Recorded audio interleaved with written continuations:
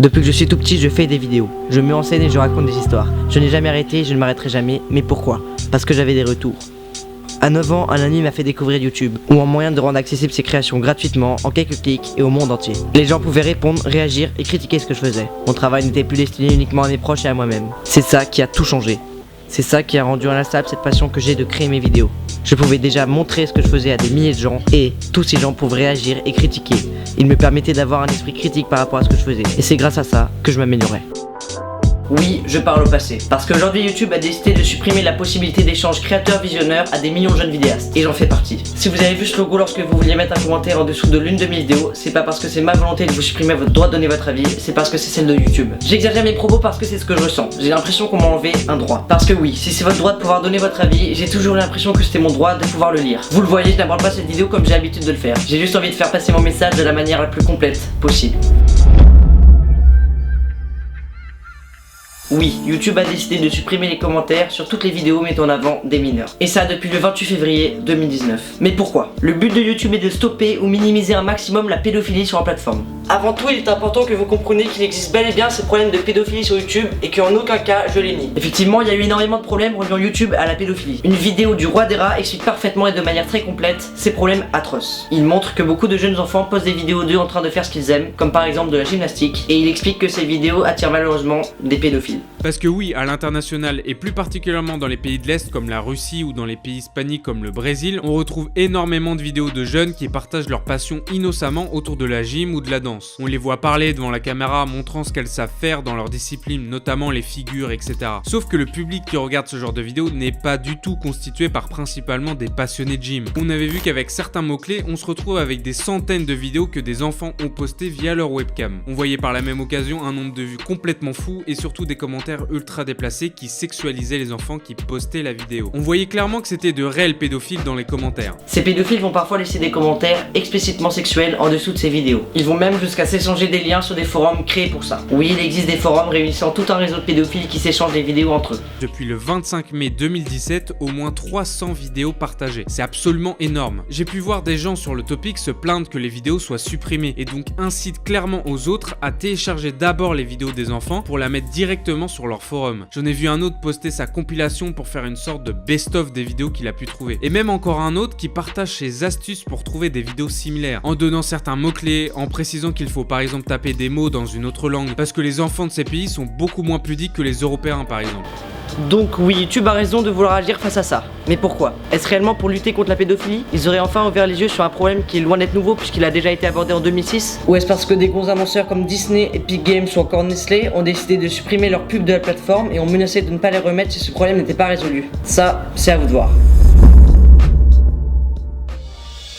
Évidemment que c'est bien de vouloir agir face au problème, mais il aurait fallu faire ça intelligemment et efficacement. Dans un communiqué publié le 28 février, YouTube nous dit: dans les prochains mois, nous allons étendre nos actions en suspendant les commentaires sous les vidéos qui mettent en scène les mineurs, les plus jeunes, mais aussi les mineurs plus âgés. Pour moi, ils veulent juste se débarrasser de cette image de la firme qui n'agit pas face au problème. Ils veulent dire: regardez, on agit, on est prêt à supprimer les commentaires pour stopper la pédophilie. D'ailleurs, les annonceurs, vous pouvez revenir.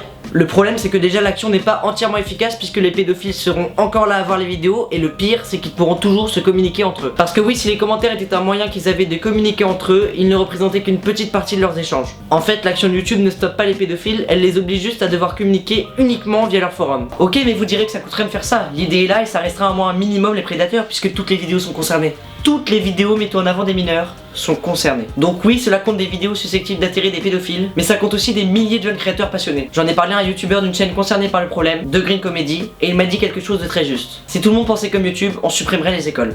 Parce que de temps en temps, devant quelques-unes d'entre elles, il y a des pédophiles. On a vu les vidéos qui attiraient les pédophiles. Et franchement, pensez-vous vraiment que des chaînes comme la mienne en font partie ? YouTube nous l'a dit, ils vont suspendre les commentaires. Cela veut dire que des créateurs comme moi vont les retrouver. C'est ce qu'on se dit tous, mais YouTube ne nous communique rien. Si quelque chose pouvait nous rassurer, c'est bien savoir ce qui se passe ou savoir ce qui nous attend. Ce n'est pas le cas. Je sais pas si je vais pouvoir revoir mes commentaires dans 2 semaines ou dans 2 ans. Je ne sais même pas si je vais les revoir et je ne saurai jamais si YouTube ne communique pas. Ça m'étonnerait que YouTube me les rende pas. Il faut pas être un génie pour voir que ma chaîne n'est pas concernée par le problème. Certes, mais peut-être qu'ils ne veulent juste pas prendre le risque. Alors dans ce cas-là, pourquoi une chaîne comme Swan The Voice a récupéré ces commentaires? Une chaîne mettant plus que jamais en avant des mineurs et avec une audience énorme qui qui rend le passage de pédophile bien plus probable. Serait-ce parce qu'elle génère énormément de revenus dont YouTube profite évidemment? Ça encore une fois, c'est à vous de voir. YouTube nous dit que seules certaines chaînes pourront garder leur section commentaires. Certaines chaînes qui seront choisies selon des critères non communiqués.